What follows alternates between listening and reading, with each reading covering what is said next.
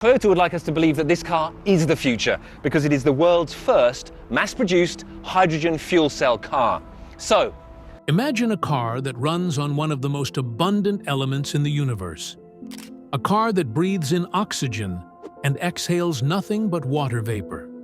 No gasoline, no diesel, no smoke, and no carbon emissions. Just clean energy driving us forward into the future. It sounds like something straight out of science fiction, but this is the very real promise of hydrogen engines. So how exactly do they work? Are they similar to electric cars? Do they still rely on combustion? Or are they something entirely different?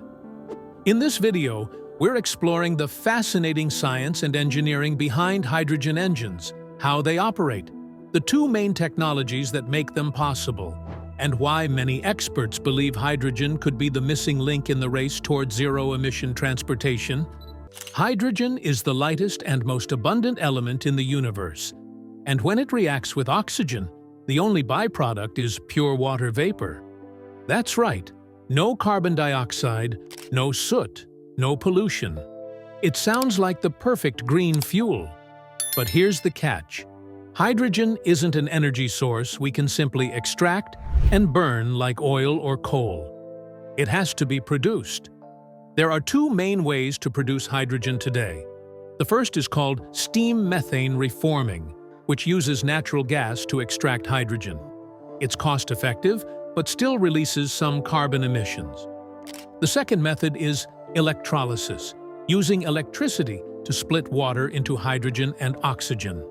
If that electricity comes from renewable sources like wind or solar, the result is what's known as green hydrogen, meaning the entire process is clean and carbon-free.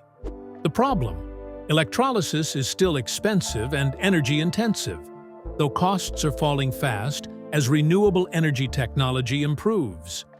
Now, let's talk about the two main types of hydrogen engines: hydrogen internal combustion and hydrogen fuel cells. The hydrogen internal combustion engine, or H2ICE, might feel the most familiar because it's based on the same principles as traditional gasoline engines. Inside, you still have pistons, valves, and a crankshaft. The difference is what's going into the combustion chamber. Instead of gasoline, hydrogen gas is injected, mixed with air, and ignited by a spark. That explosion pushes the piston down and turns the crankshaft, generating power just like a regular engine. But here's where it gets interesting. When hydrogen burns, it produces water vapor instead of carbon dioxide. The process is cleaner and far less polluting. However, it's not completely perfect. Hydrogen burns hotter and faster than gasoline, which means engines must be specially designed to handle the intense heat. At those high temperatures, nitrogen in the air can combine with oxygen to form nitrogen oxides, or NO sub X, still a pollutant, though in much smaller amounts than those from gasoline or diesel engines. So while hydrogen combustion engines are much cleaner, they're not entirely emission-free. The second type of hydrogen power is even more futuristic: the hydrogen fuel cell. Unlike combustion, fuel cells don't burn hydrogen at all. Instead, they use a chemical reaction to generate electricity. Inside a fuel cell, hydrogen stored in high-pressure tanks flows into a special unit where it meets oxygen from the air. A thin material called a proton exchange membrane splits the hydrogen molecules into protons and electrons. The electrons flow through an external circuit, creating electricity that powers an electric motor. Meanwhile, the protons move through the membrane and recombine with the electrons and oxygen to form, you guessed it, water. That's all that comes out of the tailpipe. No smoke, no noise, just a small drip of pure H2O. This is what makes hydrogen fuel cell vehicles so fascinating. They drive like electric cars, offering instant torque and smooth acceleration. But instead of plugging into a wall, they refill with hydrogen in just a few minutes. Fuel cell systems are also far more efficient than combustion engines. While traditional engines only convert about 25% of their fuel's energy into power, fuel cells can reach 60% or higher. That means more of the hydrogen's energy is actually used to move the car, and less is wasted as heat. In the real world, hydrogen cars have some major advantages.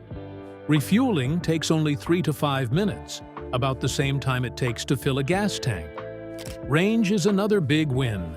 Some hydrogen-powered vehicles can travel over 350 or even 400 miles on a single tank, outperforming many electric cars. The downside, however, is the lack of hydrogen refueling stations. In most parts of the world, there simply aren't enough. The majority of stations exist only in places like California, Japan, or Germany. Until more infrastructure is built, widespread adoption will remain limited.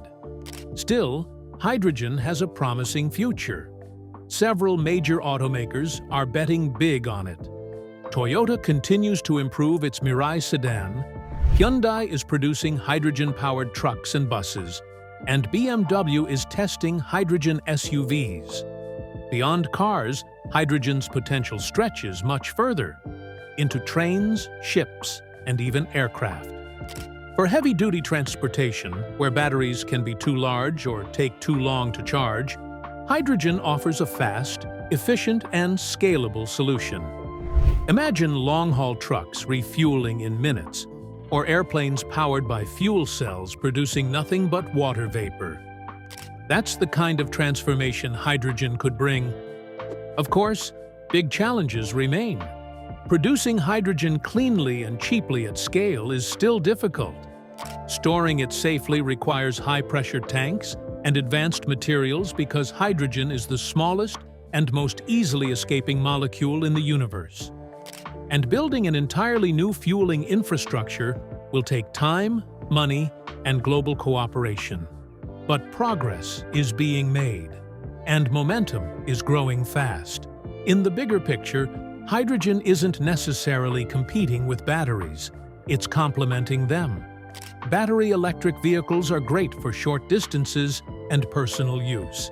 Hydrogen, on the other hand, is perfect for long-range and heavy-duty applications where fast refueling and high energy density matter most. Together, they form a powerful combination that could finally free us from fossil fuels and move us toward a cleaner, more sustainable world. So whether it's through combustion or fuel cells, hydrogen represents more than just another fuel. It's a symbol of human ingenuity, the ability to take the simplest element in the universe and turn it into motion, energy, and hope. It's not without challenges, but every revolution begins with a spark. And this one might just be the spark that drives us into the future. Thank you for watching. If you enjoyed this journey through the science of hydrogen engines, make sure to like, subscribe, and share your thoughts in the comments below. Your ideas help shape the story